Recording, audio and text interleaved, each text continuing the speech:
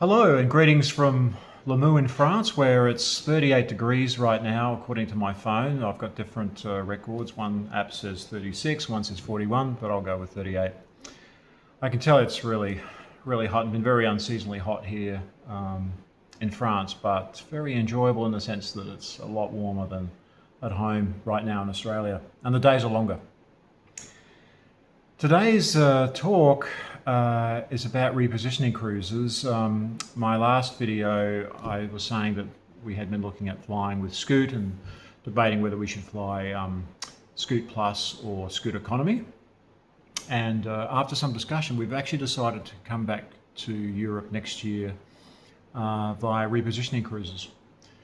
What is a repositioning cruise, you may ask? Well, in the case of someone coming from Australia,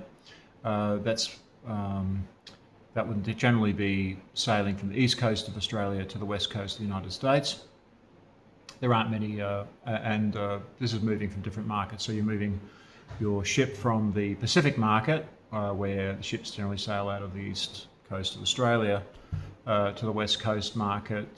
Often those ships move between the Alaska market, as it were, sailing up to Alaska from the east coast of, the west coast of North America, to back and forth with the Pacific. And then using the transatlantic repositioning cruise, which in our case would go from Fort Lauderdale to, say, Barcelona. So why are we considering that? Well, we're a bit concerned somewhat about the health effects of flying for at least a day in a plane. I think you can debate what the problems are to your health with that, but we also thought it'd be much more pleasurable to, given that we are sort of retired, that just much more pleasurable to experience, have the cruise ship experience. Now, the other thing about a better repositioning cruise is that generally they're a lot more affordable. And that's because they're hard to fill. So you often get really good deals. And also they're more affordable because you don't have many cruise stops. So perhaps not many people want to go. A lot of people, there are two types of cruises. Some people cruise for the ports, and some people cruise for the cruise experience, and some for a bit of both. But I guess there aren't as many cruise stops on a trans-Pacific and a trans-Atlantic cruise. So our plan is to sort of leave in April, perhaps from Brisbane, and get a cruise perhaps with the Carnival Luminosa to late April, getting in Seattle, then flying straight across the United States, and then getting a cruise possibly with Royal Caribbean, going from Fort Lauderdale to Barcelona. Now, the problem there is that all these cruise ships, the great majority of them, the ones that are sort of affordable, all happen in April. So you have to really get your timing right. Now, I've got a friend who works in the as a travel agent, as a cruise agent, and she just confirmed to me on Messenger that we can also afford to wait. So with cruises, often there are last-minute deals, and it's rare that the ships, these repositioning cruises, are completely full. So we're going to wait till just a few months out before we actually make our booking and make some savings. Of course, there's tension between that and booking our flights, in particular the flight across the continental United States, but also our associated accommodation and getting there. So this is our plan. I'm hoping that we'll save some money.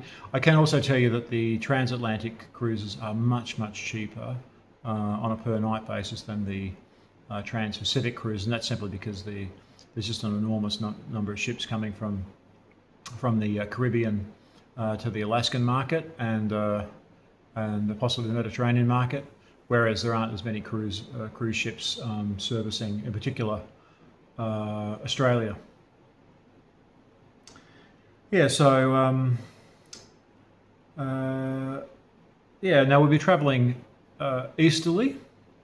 Normally I prefer to travel westerly because you avoid jet lag, but again, because we're going to be on a cruise ship, I believe that we're not going to really suffer any jet lag. Not many people are aware of this, but if you travel to the west, you're much less likely to get jet lag as you're going easterly and running against the time zone. So we will be running against the time zone, but because we'll be in a ship, it's not going to be such a big deal. I have read people saying that it can tire you out because each day you're sort of losing an hour or so, but I'm sure it's a much more gentle experience.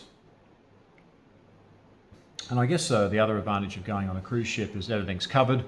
So your food, your basic food, your accommodation, your gym membership, and all your entertainment is potentially covered. I think you've got to be careful. We will have to pay for things like Wi-Fi, and if you're a person who likes to drink alcohol, you might end up paying a fair bit on a sort of a cruise ship package. But there, you need to be careful of those things. They can be of questionable value. Now, you might be asking the question, well, why can't I just sail from Australia direct to Europe westerly? And there are the odd cruise that does that, but not many. I believe that Virgin Cruises did do that, but I think they only did it once, and maybe twice, I don't know. And they no longer, as I understand, they're no longer sailing out to Australia. Therefore, there's no repositioning cruise, and also it's going to be quite expensive going that way because it's direct to Europe, and because you are going westerly, and simply because there's demand and supply, so going to be a lot more supply. Australians really love cruising, and haven't been supplied that great. We don't necessarily have the best ships. The best ships tend to go to the Caribbean and the Mediterranean and the Alaskan market, in my opinion, what I can see. We often get secondary ships, but I'm quite happy with that. I don't mind trying out these smaller ships. So that's our plan. Repositioning cruises, big time next year, versus flying halfway across the world in a tin can. What do you think about that? What do you think of repositioning cruises? Have you tried one? Let me know. Thanks, and enjoy yourself.